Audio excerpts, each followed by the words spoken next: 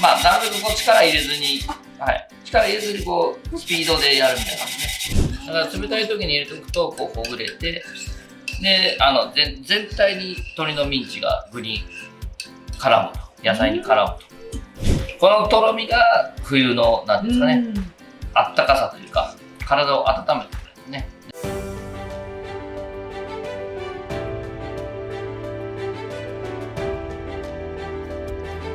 皆さんこんにちは。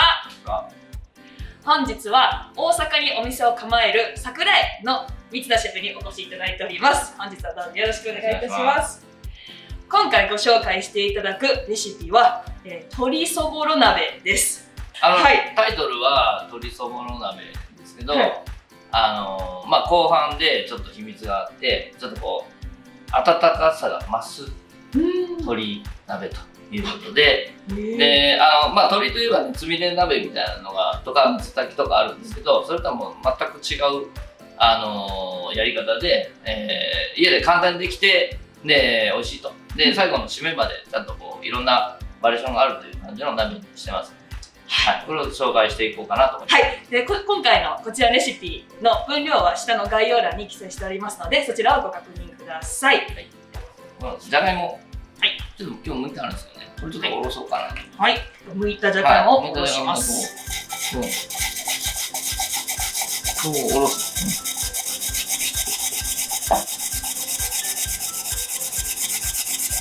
できますか。はい。ちょっとおろします。はい。まず慌てもおろすと大根おろしが辛いとかよく言うんですけど、まあなるべくこう力入れずに、はい、力入れずにこうスピードでやるみたいな感じね。なるほど。力入れるとねちょっと粗くなるんです。はい。こんなもんですかね。はい。それぐらいで、はい、もう大丈夫です。これで、はい。こんな感じで割となんですかね、こうとろっとした感じになります。これね、まあできたら置いとくとちょっと色変わってくるんですよ。だからできたら直前におろすのがいいかなと。だから野菜全部切ってでご飯食べようかなっていうちょっと前におろすのが一番理想的かなと。白菜ね、寒くなればなるほど美味しくなる、食材ですね。はい、でまあ見たら分かるんですけどね、外側はこう緑色なんですよ。で内側は黄色い、ね、でこれできたら大きさを揃えた方が、食べやすいと。だからここもここも同じ幅に切ってあげるのが理想なんです。なのでこっちはこの辺で落としてこう切ると。でこっちはこのまんまこう切ると大体の大きさが揃います。はい。で一番緑色なのは葉っぱの方なんですよね。だからこう葉の部分をまあこうちょっと斜めに落としたいんですよ。でこれはこう同じぐらいの幅に切って、でこれをね後から上に乗せるんです。わかりますかね。仕上げっぽい感じで。仕上げっぽい感じ。こう全てを隠します。ね、だから下のこういう白いとか黄色の部分を隠す役割で置いとくんですよ。しめじ、まあこれも簡単です。手でちぎるだけですからね。石突きのところをちょっとカットして、まあ、手でこうちぎっといてください。あんまりね細かくすると今度食べにくいんで、ざっくりなこれぐらいの大きさになってる方が食べやすいです。はい。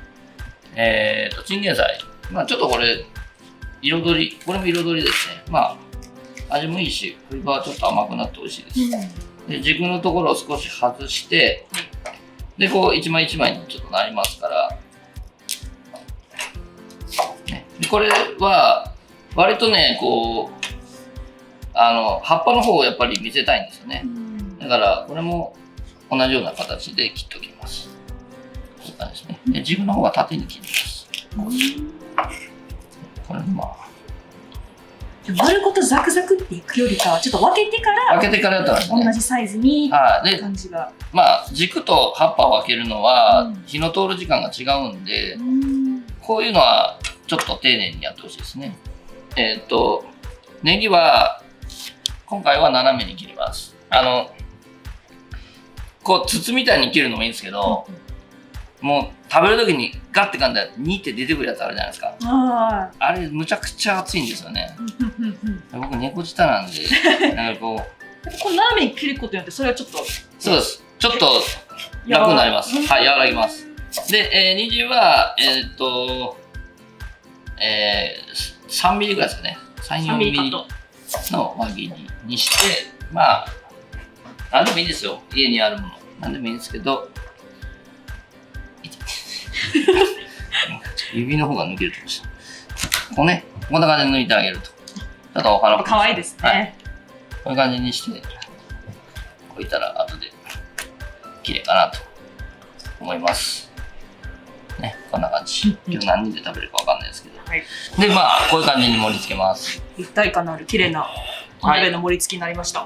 では、作っていきます。はい、まず、土鍋にだしを張ります。これ、かつおと昆布のだしです。はい。はい。ね、半分より少し低いぐらいですかね。で、ここに、鶏のミンチをどさっと入れて、冷たいままのそうなんです。冷たい時に入れて、今日はそぼろ鍋みたいな感じにしたいんで、これ温かいところに入れるとひっついてつびれになるんですよね。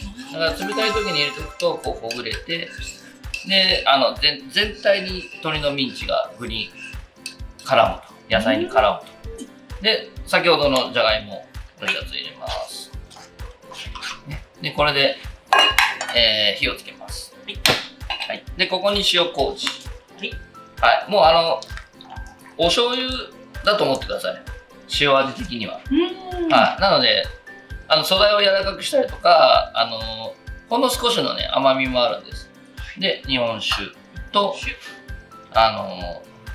みりん、塩と反対の味ですね。みりんを入れて味に深みを出すと。はい、はい、でこれでこう混ぜながら、じゃがいものとろみがついてくるんで、じゃがいもがねこう火が入るとでんぷんが濃かって言うんですけど、ちょっとこうのり状になってくるんで、ちょっと混ぜながら様子を見ます。はい、ね、沸いてくるとちょうどいい感じになります。はい、このとろみが冬のなんですかね、あったかさというか体を温めてくるんですね。で冷めるのもゆっくりですし、非常になんていうんですかね、鍋としてずっと温かく熱々で食べれるという感じですね。そうですね。はい、そろそろ沸いてきます。とろみはこの程度ですね。ちょっとこう、ちょっとだけポタージュみたいな。はい、沸いてきたらちょっと火を落として。まあこれはお好みなんですけどね。でも僕はやっぱりこう硬いもんから入れていきたいですね。ネギとか、今回はじゃがいも、はい、じゃがいも。食べるの楽しみですね。そうですね。はい。で、しめじと、ちょっとね入れて、ここにお豆腐。割とちょっと早めに入れる。やけどしのやつばっかりですね。で、白菜とか、チンゲン菜は軸の方、ね、ちょっとボソボソして下の方から入れていきますからね。はい。はい、こんな感じで。で、あと人参ちょっと彩りでちょんちょんと入れます。こんな感じですね。で、このままね、ちょっと炊いていきます。はい。ちょっと火を落として、で、炊いていきます。まあ、全体の絵面としてはこんな感じですかね。ちょっとこういう感じで。美味しそう。ね、白いところに、ぐつぐつと。もうあっという間に鶏そぼろ鍋が完成しちゃいました。はい、ぐつぐつあったかく仕上がっております。結構いつまでもぐつぐついっちゃいます。相当熱いと思います。はい。はい、鶏そぼろ鍋の完成です。はい、では熱々のうちに早速鶏そぼろ鍋をいただきます。はい、どうぞ。はい、いただきます。はい、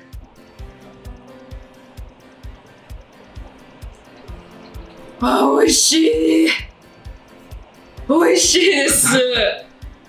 まあ塩麹のねバランスがすごいいいんで、このそぼろも食感があって、こう汁にすごく味が染みてるっていうか。今日はね野菜少なかったんですけど、もっとねいろんな種類の野菜を入れるとほとんどこう野菜鍋みたいな感じで大量に野菜取れるんですよ。だからこういうところにキャベツでもいいし、レタスでもいいし、大根でも人参でもごぼうでもどさって入れて、で野菜で食べるという。冬の野菜をね、たっぷり食べていただきたいですね。このとろみもしっかり効いて、このじゃがいもの役割がすごいですね。そうですね、いい仕事してますね。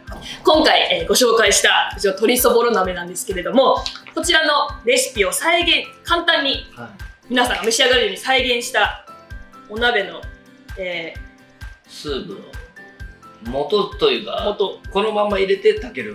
もう本当にこれだけでもう、あとは野菜だけできちゃいますね。とそぼろ入れて出来上がります。こちらがグルメスタジオフーバー専用の通販サイトで簡単に購入できちゃいますので、こちらもぜひ、皆さんご検討ください。水田シェフ、本日はどうもありがとうございました。皆さんもぜひご家庭でお試しください。お試しください。